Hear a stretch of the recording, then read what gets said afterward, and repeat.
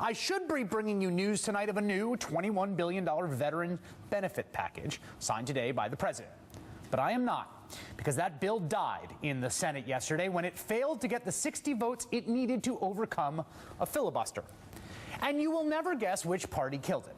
I mean, we all know which party is on the side of veterans, right? They tell us all the time.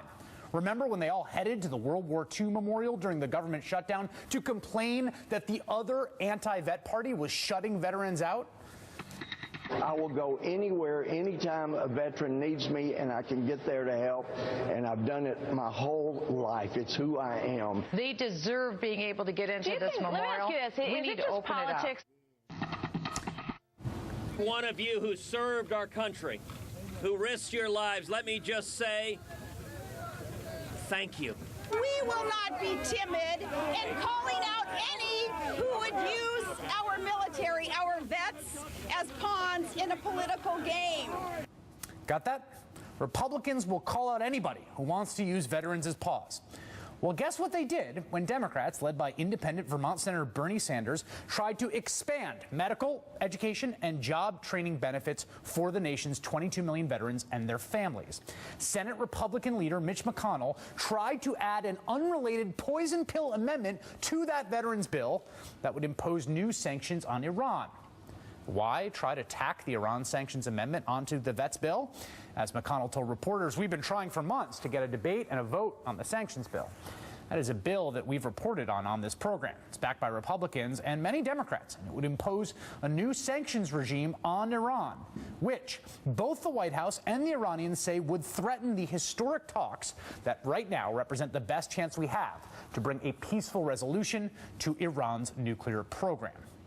Think about that for a moment. Republicans were pushing an amendment that could heighten the possibility of another war, this time with Iran, at the very same time they were working to kill a bill that would have helped the veterans of the last two wars.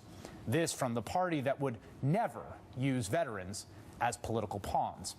Harry Reid, for one, was not happy. All 26 veterans organizations, including the American Legions and the Veterans of Foreign Wars, supported that legislation, plus 24 other veterans organizations.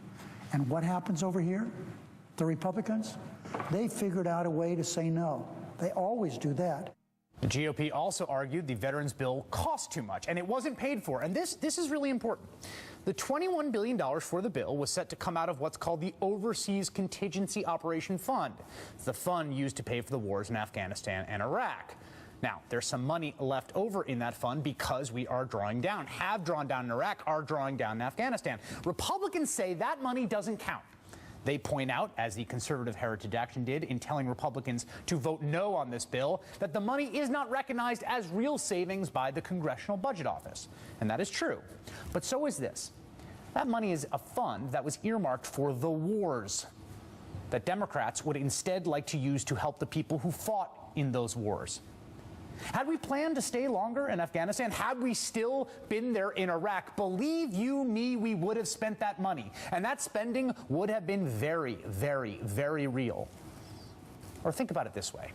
The CBO says this bill would have increased the deficit. And you know what I say?